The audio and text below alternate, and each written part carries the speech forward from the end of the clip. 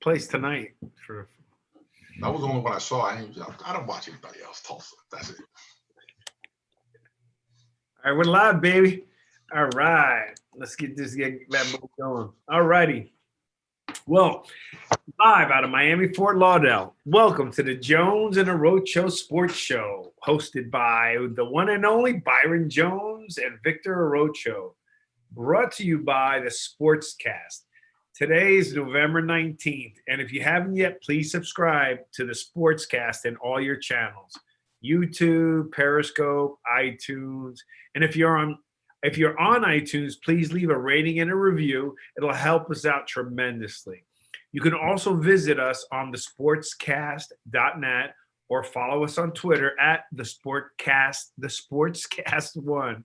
Please check us out. We have an app on the iOS App Store. You can also download that. Also, we're live right now on YouTube, and we are live on Facebook at S Leon Sports. So look at us on YouTube, look at us and reply, send comments. We'd love to hear from you. And now let's get with my big buddy, Byron. Byron, how's the weather in Philly today? It is freezing here. Last night it was in the 20s, like 24 degrees. Oh, man. Wasn't last week like 70? 75. I was walking around with a pair of shorts on and everything. Today I had to go out there and play Paul Bunyan, so I had to put on a sweatshirt, sweatpants, gloves, boots. Do you have to warm up the car? Oh, well, now since we have the new invention, remote start, I can stand in the house and do that. Oh, really? Yeah. I thought the invention was a garage, but no garage. No garage around here. Oh, so you pre-start the car. Okay. I pre-start the car. Well, here it's still beautiful in the 70s here in South Florida, but it's been raining a lot. We got 14 inches of rain. I have water damage in my house. Wow. Yeah, it's been a little bit crazy. So let's get it on. Let's let them know what we're doing today. All right. So today, obviously, we're going to talk about the Giants, and we're going to talk about that Giants-Philly game. We're always going to talk about the AFC East and the Jets and the Dolphins. For my friends out there, I'm calling you out, Richie Vargas. He's scared of us, Byron. You know that. You know the Jets stink. Richie's scared to get on the phone. So for you Jet fans, I got buddy Steve Casano. I'm calling all you Jet fans out. So we're going to talk about the AFC and the Jets. And I'll tell you about what Josh Allen had said with Buffalo. Obviously, we're going to talk about the Tua start, and we're just going to go from there. We're also just going to talk about a couple things we're going to talk about. Also, in college, we're always talking about Tulsa and how they did, Byron's alma mater. And we also want to talk about a ruling, the diversity hiring ruling. I'd like to get Byron. I want to get your opinion on that and some results of how it came over that. And that's it. We're ready. I'm going to show you. You see on the number on my screen, right? If you can see it, are you able to see it, Brian? Yep.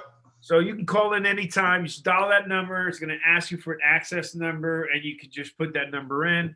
If you want to be on video, just go to zoom.us and put in that number, and we'll bring you on live. So hopefully we'll hear from you. We had some good callers in last week, and let's get started. So Giants, Philly.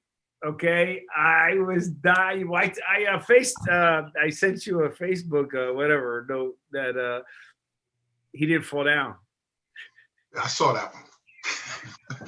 Well, it wasn't more than 40 yards. Anything under 40. But he looks good. I'm just telling you, something happened because those 40 yards, he looked clean. There's no hesitation in his game on that touchdown. He ran behind that awesome left tackle, Andrew Thomas, the one I've been killing since we picked him up. And the other rookie guard, Shane Lamore, I think his name is. He ran on that side. He ran I could even ran through that. Okay.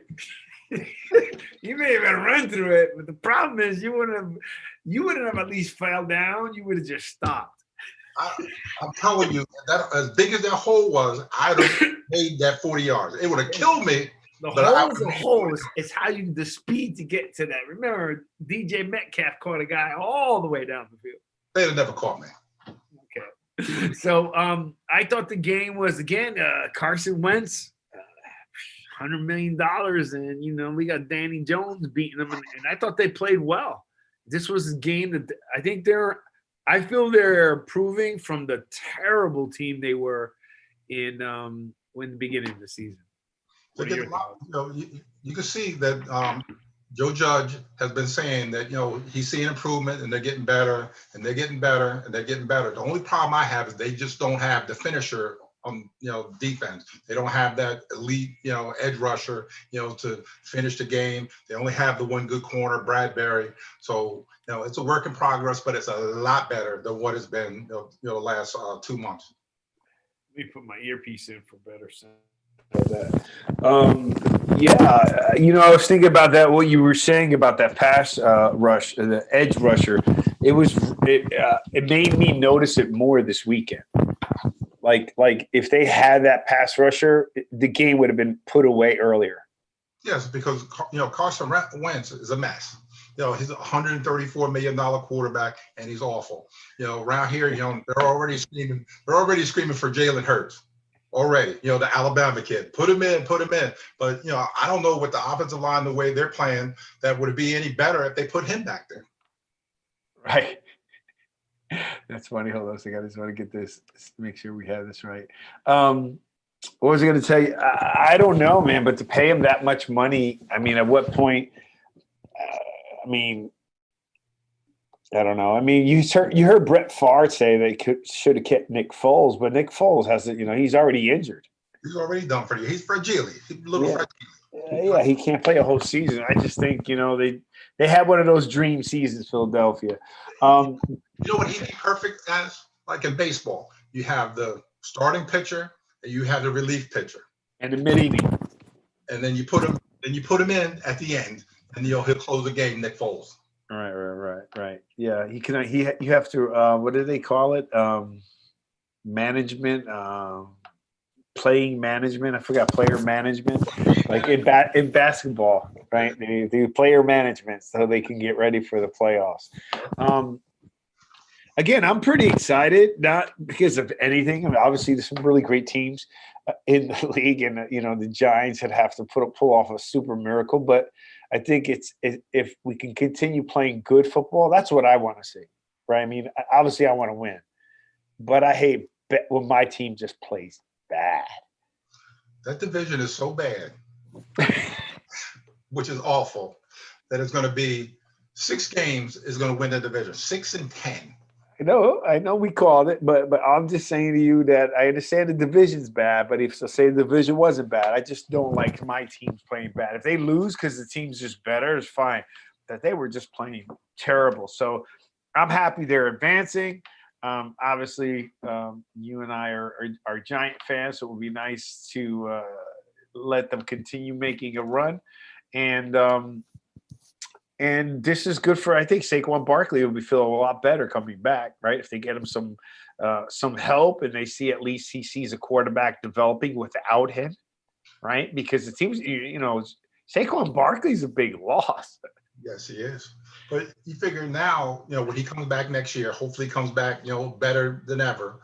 Now, teams are going to have to watch with Daniel Jones taking off with the ball as well. You're going to have Saquon back there and him. So you don't know, now when they run the read option, they don't know if Danny's going to take it or if he's going to give it off to Saquon. So it's going to be a great weapon for them next year. Yeah, I think it's good. This is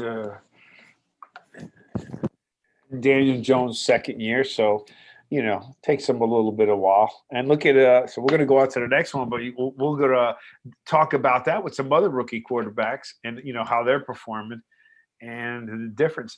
All right, let's talk about so we got Washington, we got Dallas. This is unbreaking. I think it's Philly and the Giants, and then that damn tie is killing me. Yep. Well, now 6 wins. That's all I'm going to keep saying. 6 wins wins the division. 6 wins win the division. Well, all right. Well, hey, listen, it's good playoff spirits for the young ones, right? Yeah. The AFC, okay. The Jets just, man, I never thought I'd see a New York team that bad. because like we said before, Adam Gates keeps talking himself into good jobs. He talked himself into this job. You figure the owner of the team, Woody Johnson, is being an ambassador in London or wherever he is. Oh, yeah, So we've he's seen not that. there running the team. So I'm pretty sure if he was there, they would have fired this guy by now because he is awful. Yeah, Sam Darnold was a top 5 pick, and he's regressed every year. Where he's a train wreck. They'll probably be able to get rid of him for a ham sandwich. When they draft Trevor Lawrence next year. Yeah. And if I was Trevor, I don't know if I'd wanted to go to the Jets. I don't think the Jets put in good organization together. You know what's funny? 2 years ago, the Jets defense was pretty good. Yeah. Right. And it just disintegrated. Well, I always like bringing up the Jets. Hopefully we can entice some of our Jet fans that are, I guess, a little nervous of making that phone call to us. The AFC East, right? Something interesting. Josh Allen made a statement. Did you hear a statement he made? No. Or like he made a statement, but they did it in his when they're showing pictures of different athletes talking and so forth. He said, "When I step on the field, I want to embarrass you." Now, the reason why I'm bringing that up, one, that's pretty bold, and two, isn't that like equivalent to boardroom, board news, right? Where they say, don't give them any reason to be pissed off at you. He's the number 1 quarterback. He's the top ranked, as far, passing yardage and total yardage in the NFL. You know what? I'm going to keep talking till you stop me. He just got stopped. Didn't they lose this weekend? Who they playing? I'm not sure. I thought they lost. Well, he's the top ranked quarterback. He's in the MVP running. So is he? Regardless they lost or not, he is the guy. He can run his mouth all he wants. Stop him. My whole point to that, I mean, he could do, obviously, he's playing very well.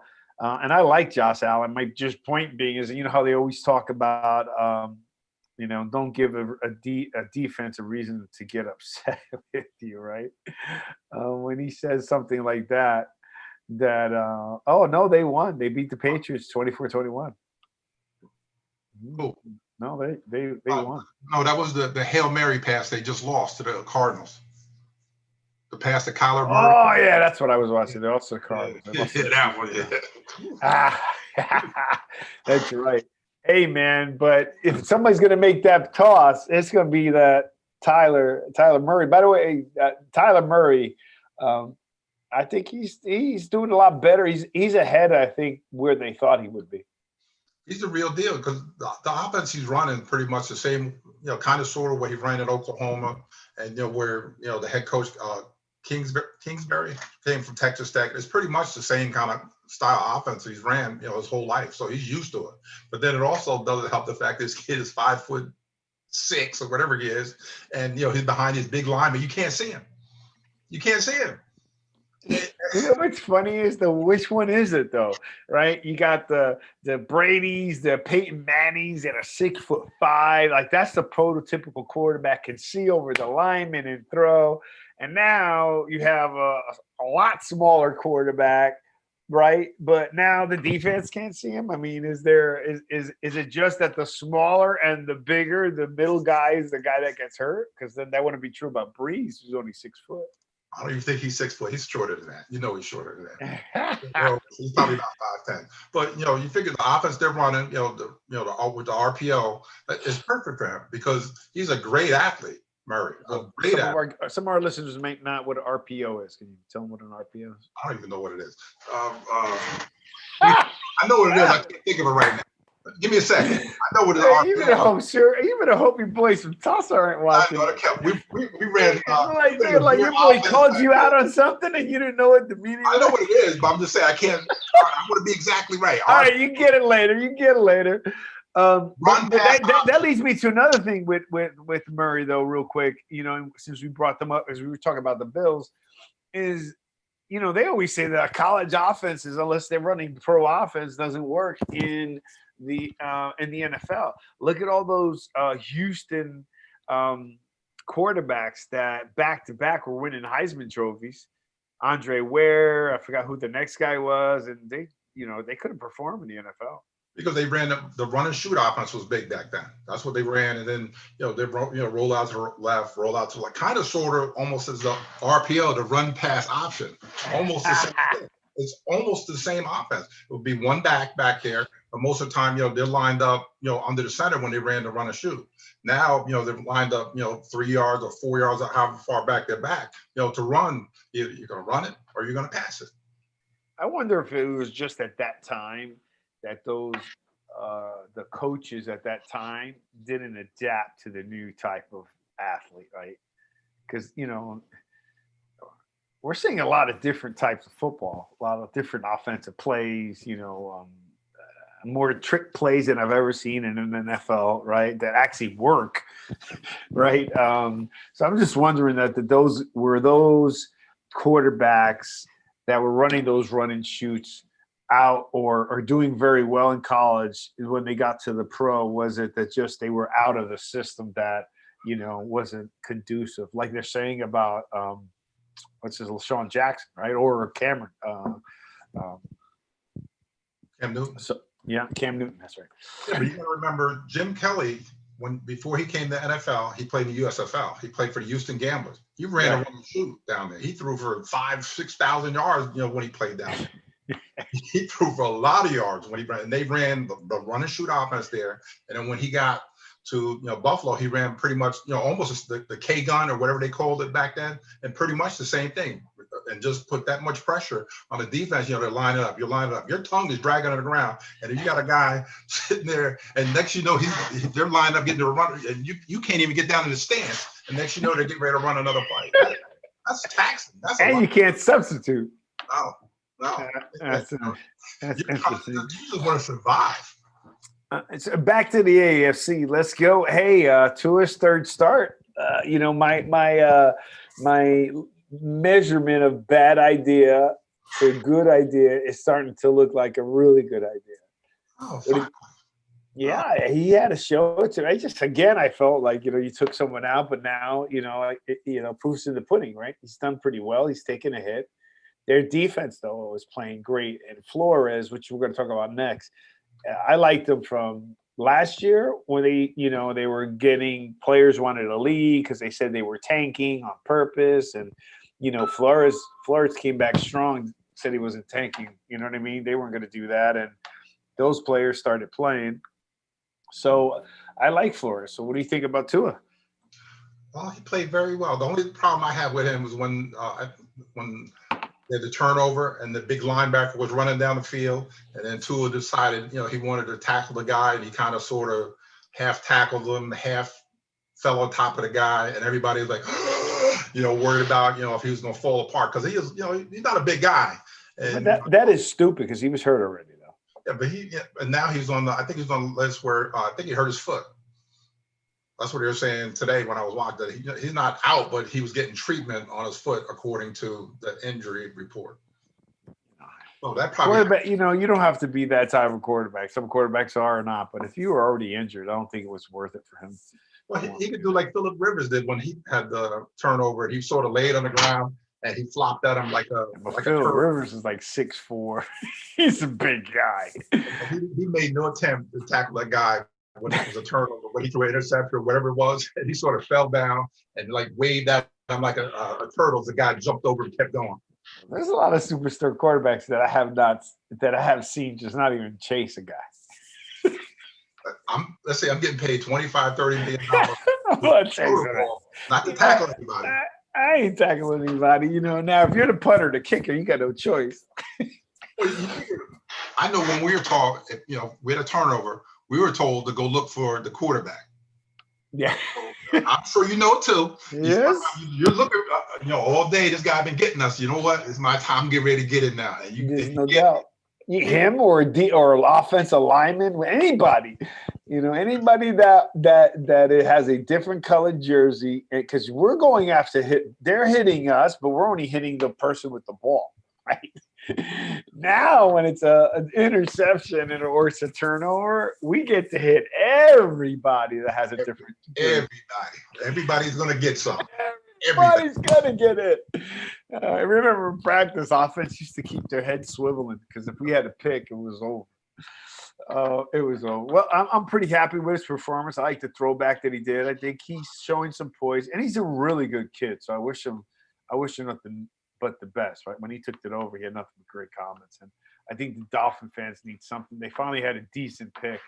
You know, it's again Brian Flores. I think is doing a great job. So speaking of that, before we get in, I don't want to get too deep into this, but I might. It depends on what happens. So what do you think about like I said, the bad idea? What do you think about the new rules for hiring coaches they implement? And I got some comments. Here's the rule, right? It was the NFL passed this week on diversity hiring that would compensate teams that hire a minority as a head coach or general manager with 2 third-round picks. A lot of league members are not pleased. What are your thoughts on that? So, if what they're saying they're trying to do is develop minority coaches so they can get into the position, right, of being able to be a head coach. But there's existing minority coaches now. So, what are your thoughts? I think the whole Rooney Rule is a crock, from the beginning. It starts at the top. They only have, it's only 2 minority owners out of 32 teams. You got the guy Jacksonville, Pakistani guy, and you have Kim Pegula at Buffalo. There's only 2. So, how are you going to make change when you don't have your own, or so to put it, looking out for you, at that level? That's where it starts. And what they've been doing is, they bring the minority coaches in, and okay, we brought them, and then they're going to turn around and hire either a retread or who they really wanted to pick anyway. Or Adam Gase gets or him. yeah, that guy too. either that or he gets the job. Well, I understand the challenges there, right? And but let me ask you a question. Well, let's stick with what the rule is, right? The new rule. And so let's think about this, though, because I have a couple of examples of what would happen, and I checked, based on what they said. The new rule states that if a minority coach is hired from your organization, right, the league is going to compensate you, right, for with 2 third-round picks. Okay, so they're going to say, great job in developing this head coach, whether he's good or bad, right? Because you could be good or bad in any color. Is that fair? Right. Hence, Adam Gase. So, okay. And so here's a couple of examples that they brought up, and I thought it was very interesting. Brian Flores came. Oh, I think I wrote it down. The 2 team, Brian Flores came from. They were questioned if he would have even been hired from for Miami, because I think he came from the Patriots. Right. So imagine, you have a great minority coach, right? What team in your own conference is actually going to want to hire someone that may be a great coach, but I'm not giving the Patriots 2 third-round picks. Like it's going to limit, right there. You got 3 additional teams that are just not going to hire minority coaches from within the conferences. That really shouldn't be a reason why, because they don't know how this guy is going to be, when he's going to be, when he gets the top job. You really don't know, how he's going to, you have some coaches that were special team coaches and, defensive coordinators or whatever they've been before they got to the top spot. But you don't know, like Joe Judge, for example, you don't know what kind of offense he's going to run. You don't know what kind of defense. You just don't know, because it's an unknown thing, being a special team. It's no different though than trading a good player or a great player within the conference, right? I mean, it's the same thing. It's just worse in this case because now the way they were stating, and I think I kind of agree, and some of the league members like Tomlin and these guys didn't like it, right? Because why would you? Belichick there's several coaches that are known to groom a lot of coaches. I got right? that right here. Right. And if they groom these coaches, right. But I want them to be successful and to get a job. But from a business perspective, am I going to want to give my am I going to, I guess maybe coaching has different agreements, but am I going to really, hire someone from an organization and that's my competitor and now he gets 2 more picks? I didn't think they're going to be even worried about that, because they're trying to, hire, the guys to make them successful, as well. And, if they're coming from, a great, organization, maybe, some of that, could rub off on them, like with New England, even though a lot of those coaches that came from, under the Belichick tree, a lot of them have done awful. A lot of them have been, you got Algro, Cornell, Saban went back to to Alabama's done well. Mangini, what did he do? Nothing.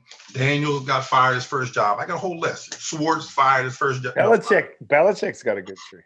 And not Belichick, Parcells. Well, I'm just the what? No, I said Bill Parcells has got a good tree. He's developed a lot of coaches. Yeah. A lot of I'm not disagreeing with that they definitely need to do a better job as it relates to hiring minority coaches, right? But they also need it. I like it. They have to do a better job of developing minority coaches to give them a shot. I'm talking all the way down from high school up, right? A good head coach when I was coaching in high school, we may not have done some well as well, but I thought the coach just fundamentally was young and new, had some good things. So the 2 years I was coaching under him, we were required to go to coaching clinics. We had to go to 2 coaching clinics. They weren't doing that before.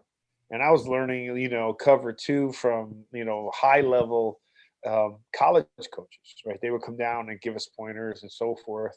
And then you want to move all the way up. But I just thought it was interesting and I wanted to get your perspective on it. And again, and then I have one more, like, for example, okay, who's the other one? Oh, Tomlin. Okay. Tomlin came from the Bucks and he came from he came from the Bucks, and then I think that it was during the John Gruden's when he was with the Bucks, and then the Vikings. Yep. So it may have been hard to hit because they competed, right? So I'm just wondering how things would have turned out. I just think they just should have continued to figure out a better way. I don't think that it's almost like I don't think. I guess they're trying to incentivize the teams. Right. I just think they should. I don't know. I just think they should hire based on the best coach. That's the all starts from the top. When they start, they're giving these, owners, they're making all these millions of dollars, with the TV things and all the stuff that they have, and it starts there. They're the ones are the ultimate ones that are going to hire these guys. And until they get in their mind that they're going to give this guy a shot, then things are going to change. They're going to do what they've been doing. Bring the minority guy in, or we brought one in, blah blah blah, whatever, and then go ahead and hire somebody else, which has been happening. Yeah, Eric Bieniemy definitely has to get a coaching. And Byron too. But they're the only 2. Yeah. You have 2 minority offensive coordinators and 9 black minority defensive coordinators, and out of 32 teams. You have 5 and what? 9? You have 9 defensive coordinators and 2 offensive coordinators in the whole of the NFL. 32 teams. So that's a third, right? This is a third. I look at it as a third. I don't see that as bad. I don't believe that's predominant. But what I see as bad is of 11 coaches that are at that level, there's no reason why the vacancies in head coaches, that several of those guys don't become head coaches. Well, they always give them the excuse. You don't have, you weren't a coordinator long enough. You're too old. Why hasn't Leslie Frazier, hadn't gotten another job? Jim Caldwell, another guy that won in 2 different, in Detroit and Indianapolis, and he never got, another shot for a job. because he's 61 years old. That's the excuse people use, that he's too old now. What's his name from the Seahawks? He's like 70, isn't he? Well, Pete Carroll, like 60 years old. Yeah. And then Bill Belichick, 60s, but they're already in those spots. These, like Colwell, these guys, they're trying to get to that spot, and that's the excuse that they're going to try to use. That they're too old. They want a guy. If they have a young quarterback that that is going to be there 5-6 years. You don't know if he's 61, he's going to be there 5-6 years. That's probably the excuse that they're using not to hire these guys. And and the sad part is not like their coach. There's only a few teams that have like consistent head coaches. It's not like there's always a merry-go-round. So again, my piece is, obviously everybody wants percentages better, but I just couldn't imagine that if you got nine coaches in the defensive coordinator or offensive coordinator position. You got 9, you said, right? Or 11, 9.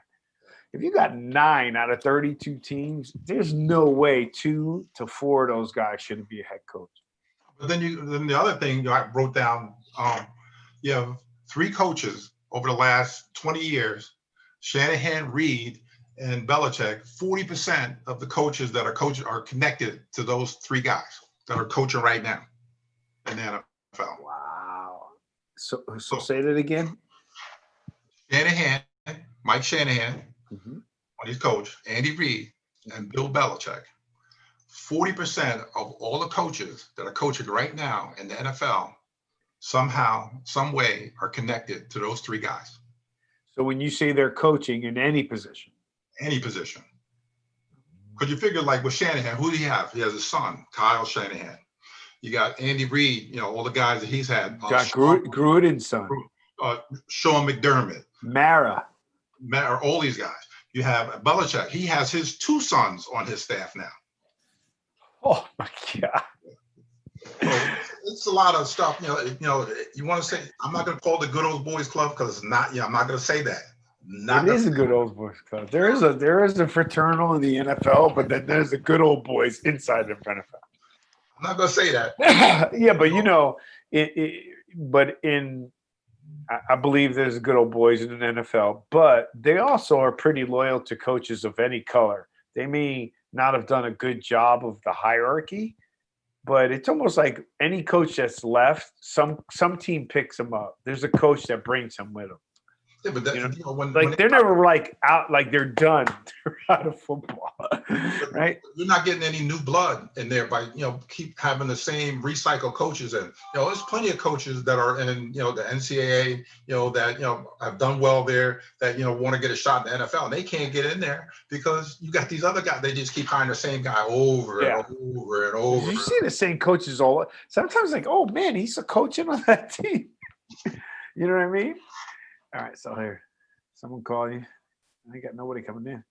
All right, so that's interesting. So anyhow, I just wanted to bring that up because I just thought it was kind of quick, and I'm not sure if that's going to sell it, but hopefully it does something. All right, so let's get to Tulsa. So this is what I see. In the first quarter, it was Tulsa 0. And who did you play? They're playing Tulane. Tulane. No, yes, last week. Oh, last week they somebody. Okay, it was 0-14. Tulsa SMU last week. SMU, that's right. It was 0-14 SMU, and then the second quarter it was 7-10. So then it was 24-7 at half. I turned it off. I was done. Oh my God, you were such a lousy fan. I was off. It was killing me. You're a lousy fan. All right, so I'm terrible. Sometimes. It was 28-0, right? It was 24-14. It was 24-7, but then Tulsa shut them out, man. They did an Alabama in the second half. My All-American candidate, Zavon Collins, number 23, he's a big kid. I didn't realize how big he was. 6'4", 260-pound linebacker, took over the game. They put pressure on the SMU quarterback, took away, a lot of things they were successful at, beginning of the game. And my guy closed the game by getting the interception to close the game out. Really? Let me tell you, it was a nice comeback. But I was doing the box score just because of the low scoring, and then that Tulsa totally shut them out in the second half. Yeah, yeah. Then I went back to the game after that. I was somebody was ranked. Didn't you just beat someone ranked? Yeah, it was SMU. They were 19. Now that's what I thought. Remember, we were talking about that. They were ranked. Is Tulsa now ranked? Yeah, they're 25 now. They're 20. What's that? Oh, so they broke the 25. Excuse me. Blow me.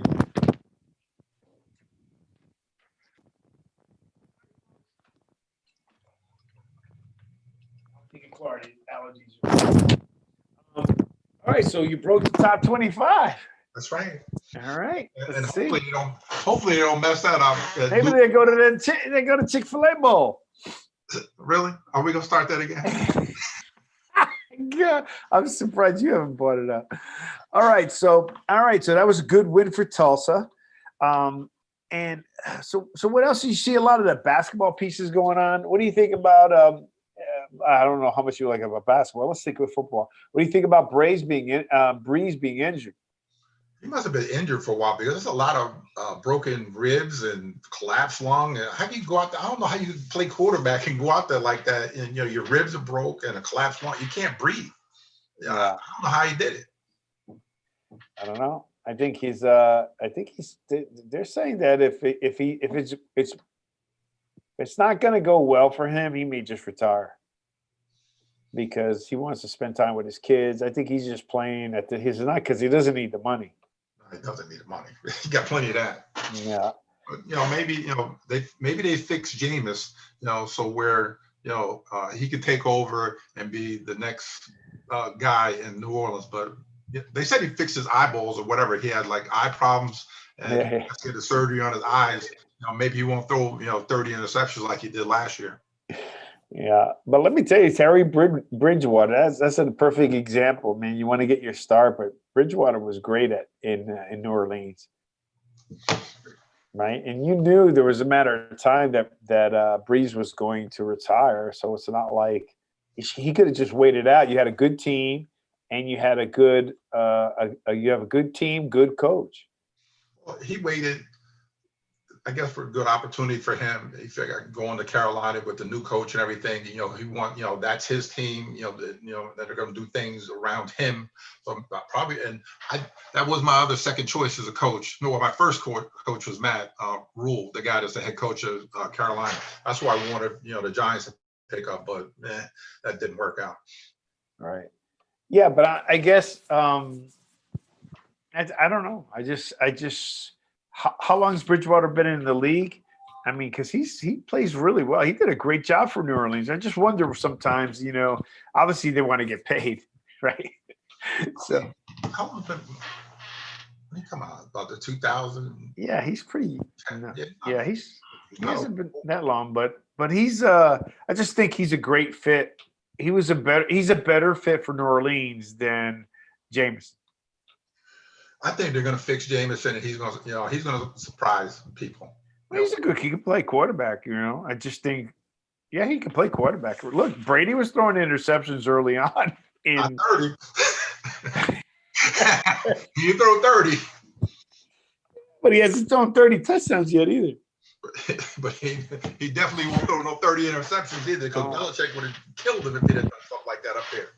So I think Justin was on and Santiago was on last week, and all four of us got it wrong with the Titans.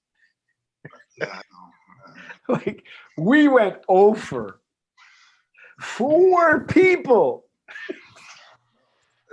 You sure? 4 people, including me. Are you sure? Don't deflect, deny. You picked the Titans, Roger Henry, right? Didn't he get hurt or something? Oh, he did not. He didn't get hurt. They were losing. They had to take him out. He's not good to them when they're behind. I can't believe that. Yeah, that was interesting. And I just, when I'm watching this game, I was just thinking of you, me, and Justin and Santiago saying, man, we all 4 got that wrong. And you know who's playing really well? That's kind of a sleeper is Indianapolis. Yeah. They're playing a lot better, for a team who lost their quarterback just before preseason, and then going through a change and then making a comeback now. That's pretty impressive. They're doing a good job there. Yeah, Philip Rivers, he's one of, he's at the tail end of his career. I guess he figures, he might as well, do it now. Because if he doesn't do it now, this is it. Then he can go back home to North Carolina with the 9 or 10 kids that he has, and chill out on the ranch. He's got a lot of kids. Yeah, he's got a lot of kids. But with one wife? Yeah, one wife. Oh, that's funny. That reminds me of. I think it's ESPN, no, TNT with Shaq and Kenny Smith and Charles Barkley. And I apologize, the news anchor, he's very well known and famous, but just forgot his name. So they were doing a montage of like the kids of everybody that's on the show, on the analysts, and they're showing Barkley's daughter and this and that. They're showing Kenny Smith and the family, and they're showing the other gentleman's piece, and then they started showing some of Shaq's kids. Barkley yells out, "Shaq, you got more kids than that, though." Nah, I don't think he does. He does, and he's got a couple kids, different baby mama, and Charles Barkley just yells that out, and I think I laughed for like 15 minutes because Shaq started laughing. He's like, "Man, stay quiet." That wasn't funny. How you gonna put your boy? You put your. Yeah, but come on, it's Barkley and Shaq started laughing. And look, Shaq started laughing because he didn't even know what to say, But I just thought that was funny. But man, I didn't realize that Rivers has got that many kids. Yeah, he's got a lot of kids. It's hilarious. So one woman though, one woman. Yeah, that's good. That's always good. So what do you see is happening this week? Let's pick some games here.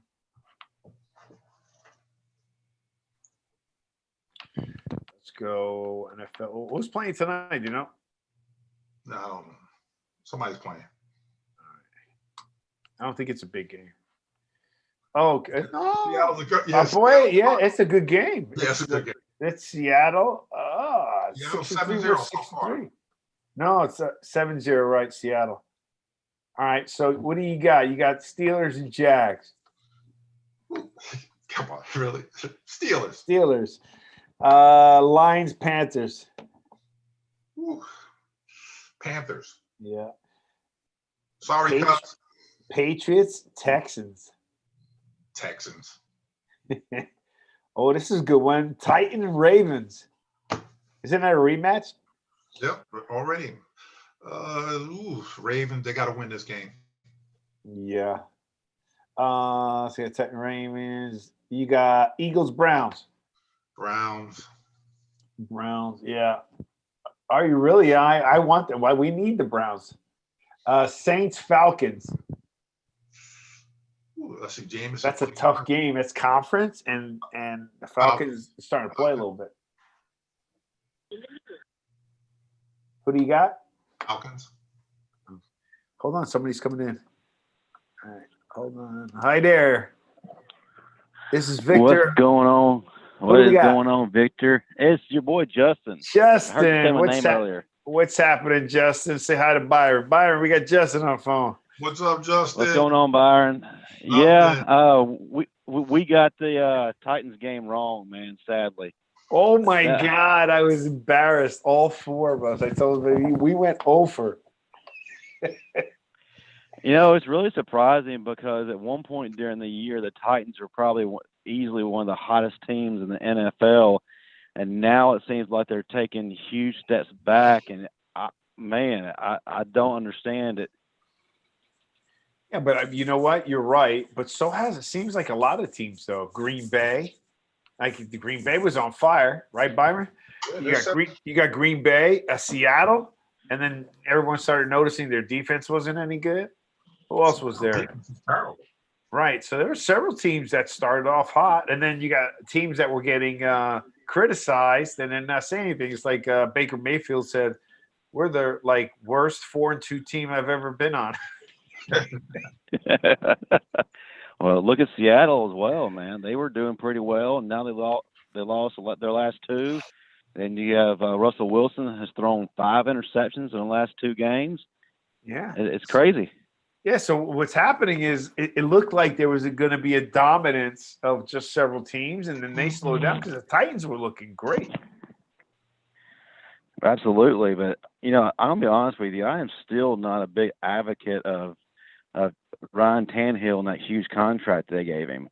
I think he's a good quarterback. I don't think he's an elite quarterback, and that to me was an issue when they gave him that money before they did anything for Derrick Henry. Derrick Henry is the franchise, as you can tell. I mean, the whole offense and their success rides on him. But there's only so long you can ride a horse before he gets broken down, and if it comes down to Derrick Henry going out, I don't have enough confidence that Tannehill can win games alone.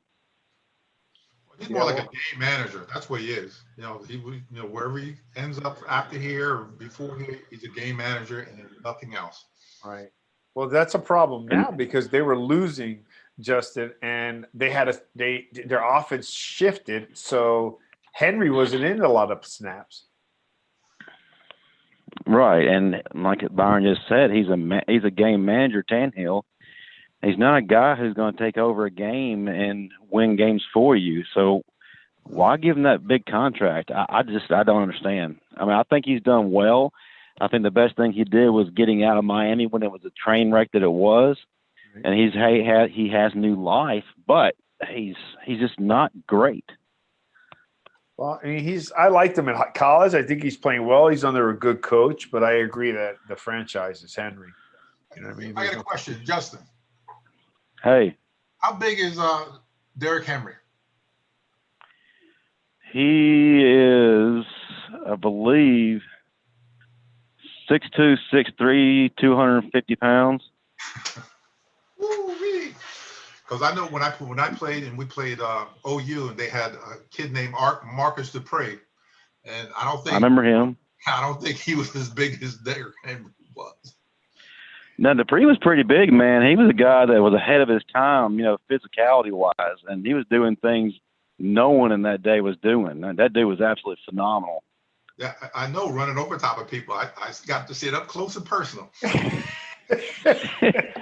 I mean, the Did dude you was participate in any of that? I ain't getting any of that. Nah, it's crazy.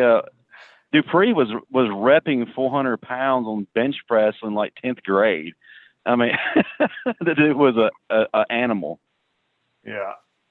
And then he babied himself right out of OU, and Southern Mississippi ended up there for a hot second, and then made the bad mistake of going to USFL and got hurt, and pretty much ended his career. He tried. He got on with the Rams for a bit, but like you said, it just didn't work out. Yeah. So we were just doing some picks, Justin. So let's get you in on some of these picks here, and then I can tell you what's happening. Let's see if I can see if there's an updated score. Hey, I want to bring up a comment you made earlier about Baker Mayfield saying they're the worst 4-2 team he's ever been on. Yeah. It's funny is that a lot of the Pittsburgh Steelers fans are complaining and saying they're the worst 9-0 team they've ever seen. You're undefeated. How does worse factor into the equation? I didn't hear that, but that's just stupid. I mean, because you got to give credit to Tomlin. Tomlin had a 4th-string quarterback.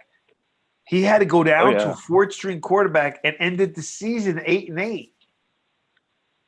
That's what's amazing. They almost made the playoffs with a guy that was the 4th-string quarterback, and he's 8-8. You should expect that team, regardless of who's playing or how they're playing, to play great. I don't know if I would have expected them to be undefeated, but for Tomlin to do what he did with what he had, and then to have Big Ben back, and then the turmoil they went through. That's a testament of Pittsburgh fans. I'm sorry, Pittsburgh fans. You should be appreciated. You're just dumb because I like Tomlin. I'm not a Steelers fan, but I like Tomlin. So, I mean, I just think Oh, that's I love Tomlin. He's a phenomenal coach, and to be honest with you, I don't think he gets the love that he deserves, from fans and people across the game. He's phenomenal, like you said. And he was down to his fourth-string undrafted quarterback out of Samford University and was in playoff contention still for majority of the season. That's a heck of a coaching job, man. Yeah. So imagine if you could do a great job with that, Byron. You got experience. You could do great with that, and then you get your franchise quarterback back. There's no more turmoil because everybody you cleaned out. You didn't start the season with turmoil, right? And the team was, held their head high with all those injuries at the end of last year because they had no reason to worry about being an 8-18 and not making the playoffs. It sucks, but man, they understood, right? Yeah. Brian, what are your thoughts? They have they've always had great defenses for years, Pittsburgh. For some reason, when the Chuck Noll was there and Cowher was there, and now with Tomlin, they've always had great defense.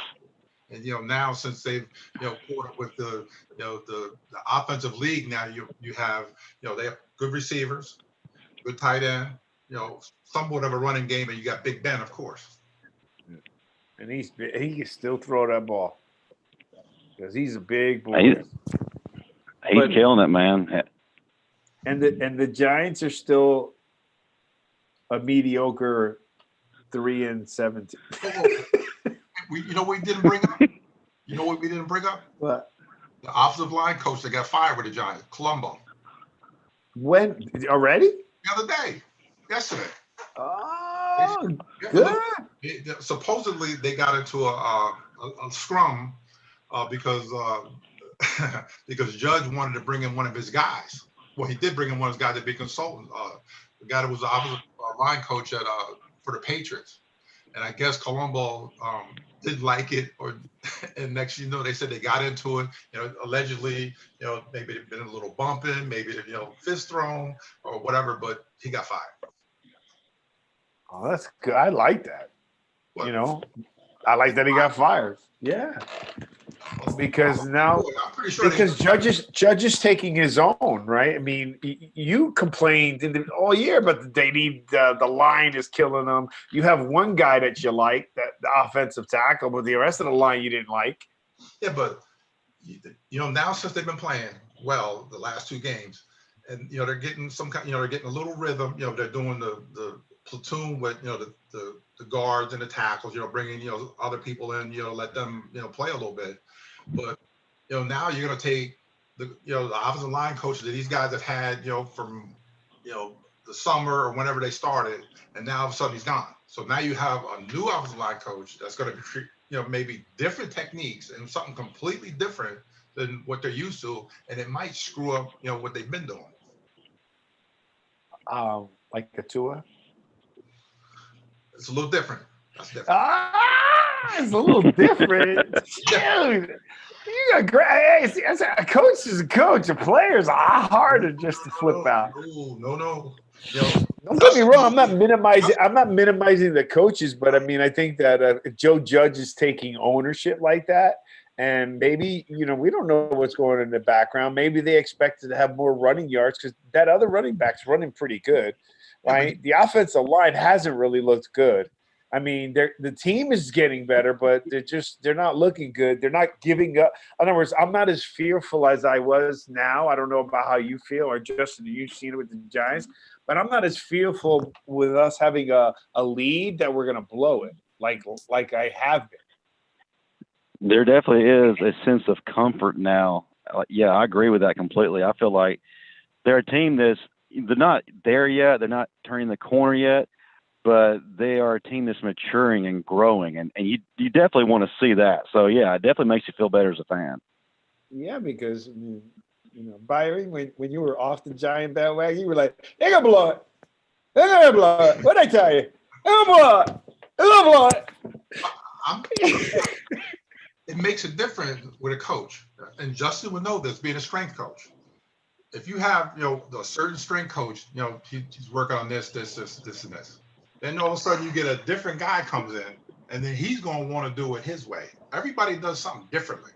They all don't do it the same way, and you might get this one guy doing it a certain way. The technique that they're teaching them, with the Giants, offensive line. Now all of a sudden you have another guy in the middle of the season coming in and is going to do something completely different.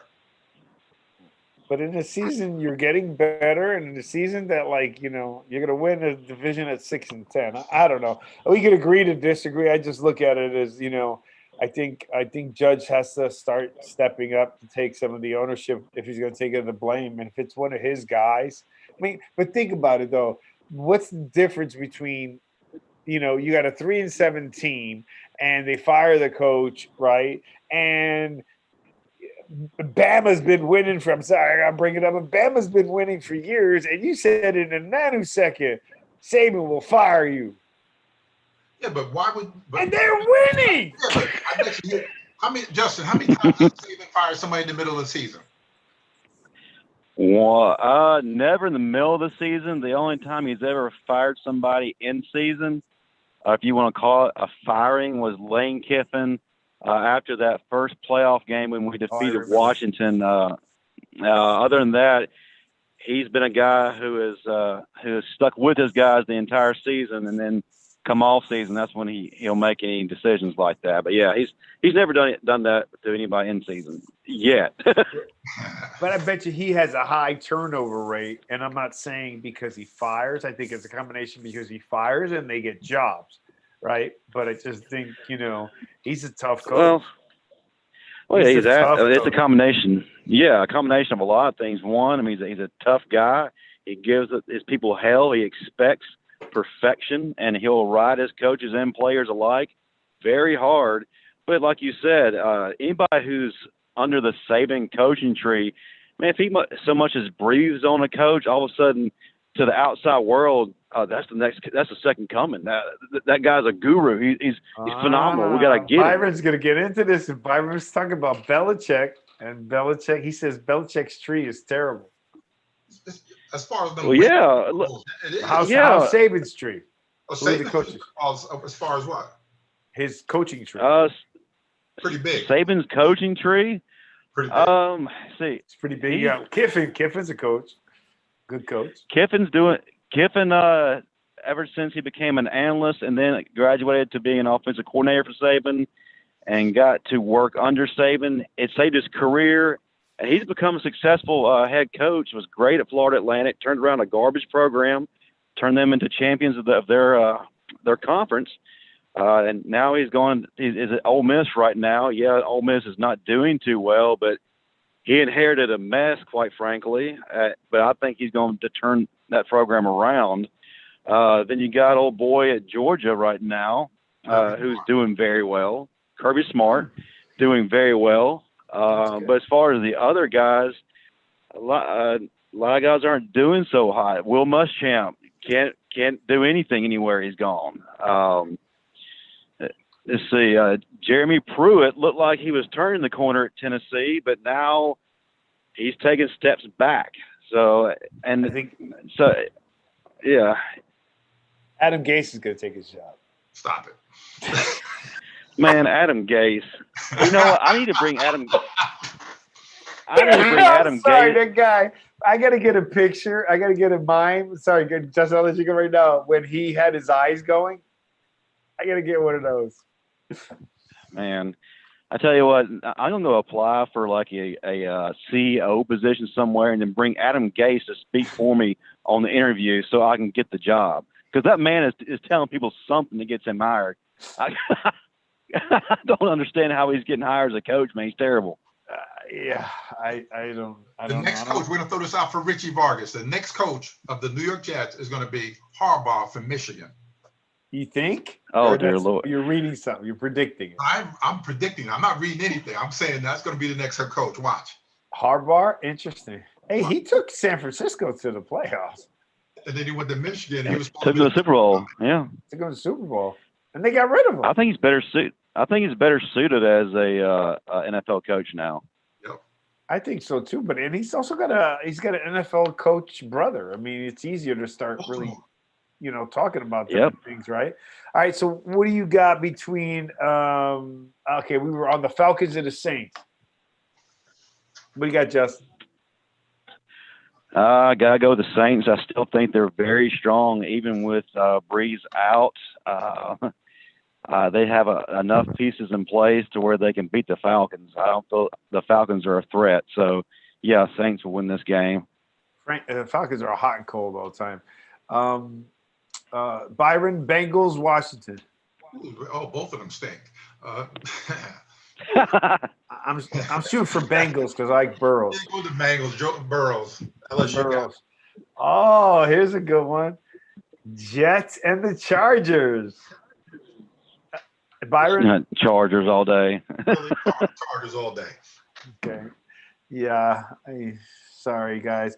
Broncos, Dolphins. Go with the hot team, man. The Dolphins on a roll, and there's nobody playing better defense than the Dolphins right now. And my man, too, is looking good. The Broncos are just a mess. Yeah. I don't know what's Elway doing over there. Cowboys, Vikings. I'm going to take Vikings. I say Vikings as well. Vikings. Byron, Pats, Colts. Ooh, that's a good one. Colts. Ooh. Wow. That's a tough one. That's a tough one. I'm a believer in the Colts right now, so I'll go Colts as well. All right, I'm going to go off the board there with the Packers, like Aaron. But like we were talking earlier, I don't know if you heard us, Colts are surprising. They're playing really good football. This is a good rival game, Chiefs and Raiders. That's a good game. I think that might be the game of the weekend, to be honest with you. It's Sunday night. Raiders beat them last time. Yes, they did. They did. Because in Kansas City. Well, they got to return a favor. The Chiefs will beat them. You got the Chiefs? What do you got, Justin? You know what? I'm gonna go the Raiders with a sweep. My boy Josh Jacobs is going to have a career day. I like that kid. Yeah. I'd like to see the Raiders pull this one off. All right, Rams, Buccaneers. That's gonna be an easy pick for me. That's Monday night. Let's see. Buccaneers. Rams. Buccaneers. And I think that's it because it's the following week coming up. So there's a couple good games coming up. So, all right, we're going to wrap this up. Jordan, Justin, real quick, why don't you mention out to your show on Tuesdays at 7 o'clock, correct? Absolutely. I appreciate that. It's the Riley and Constant Show every Tuesday night at 7 p.m. Eastern. Tune in this Tuesday. We have a big show. We are previewing the Iron Bowl for those of you outside of Alabama Nation. We are playing Auburn, our rival, probably one of the greatest rivalries in college football. So we're going to go real big. We have some former NFL stars that are going to be joining us on both sides. Gerard Powers for Auburn, and then Ben Tate for Auburn. I also have Rashad Johnson for Alabama, and I got a surprise Alabama guest coming on. I'm not going to tell who it is right now. We also have Steve Brown with us again, and comedian Jermaine Funny Maine Johnson. So it's going to be a big show. I'm going to have some surprises if people tune in. We'll also have a trivia question for a chance to win some prizes. So definitely check us out. All right, awesome. He's got an excellent show. Tune in on Tuesdays here on the Sportscast. All right, awesome. Byron, where's your boy Billy, man? I don't have a clue. Boy, Billy, this guy's giving Byron heat all the time on Facebook. I'm like, come on, get on the show. You want to talk? He doesn't come on our show, Justin. I've been calling out, me and him been calling out all our friends that are Jet fans and so forth. And right now they stay quiet. They stay quiet. They talk later on when I see him or whatever. I talk. Yeah. This is the first time I've ever seen like Richie and a bunch of the Jet fans actually be humbled.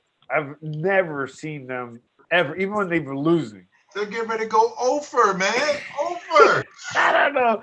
I've never seen them. Remember, Justin, we're Jersey guys, so imagine when you're passionate about a team to humble yourself. Oh, I've never seen it. Never seen it. You know, man, you can be a flip flopper like Byron. Really? Yeah, you're a flip-flopper. Dude, He's worn about 10 different teams' shirts. Yeah, exactly. He's got 50 million shirts on. All righty. So let's let me go here and let's wrap this up here. All righty. So again, we want to thank you for tuning in to the Jones and Arocho Sports Show. And our friend always Justin Riley. Remember, show is Tuesday at 7 p.m. Riley and Constant, SEC and Alabama football. Again, we're just going to, we always mention all the time about, Justin, you've heard us before, the Gary Sinise Foundation. Yeah. Byron posted a nice image of what's going on. And, you know, we read it every time just so everybody realizes what we have here. And thanks to both the first responders and our soldiers. In fact, I want to do a shout out to Ethan Orr. He's a family, a friend's son, my daughter's best friend's twin brother. He just left today for the Navy. So wish him, God bless him, wish him the best of luck. Freedom and security are precious gifts that we as Americans should never take for granted. We must do all we can to extend our hands in times of need to those who willingly sacrifice each day to provide that freedom and security. While we can never do enough to show our gratitude, excuse me, to show our gratitude to our nation's defenders, we can always do a little more. Gary Sinise. And that's the Gary Sinise, SINISE Foundation.org. Please look at it, see what he represents, and if he could help out. Again, you can follow us on Twitter at the Sportscast1 and visit us on our website, the Sportscast. Please join us next Thursday at 8 p.m. with Byron and I and Justin. We always like Justin coming on, and I'm pretty proud of you, Justin, since all of us went over with the Titans. We have some guests coming on. We always have some great talk here. We have some fun. Justin always lights it up, and Byron is the man. He is, no doubt. Ask him what the temperatures there. What? Ask Justin. Ask him what the temperatures are where he's at. What's the temperature right now? 24. Woo! We don't get that down here in Mississippi, man. I'm in South Florida, so I ain't getting that either. It is cold man. Here. Right, so thank you, everybody. And Byron, as always, my co-host. I always look forward to these weeks. And keep going. Hey, by the way, Tulsa's in the top 25. You got to give them a little props. They did it in Alabama, I said. They the second half, they shut out SMU. Yeah, that's pretty impressive. I thought about you, Byron, when I saw that, man. Tulsa's doing some good things, brother. Our All-American candidate, linebacker, University of Tulsa. All right, everybody have a great night. God bless. Stay safe. And bless until y'all. next Bat Channel. Talk to you soon, everybody. Peace.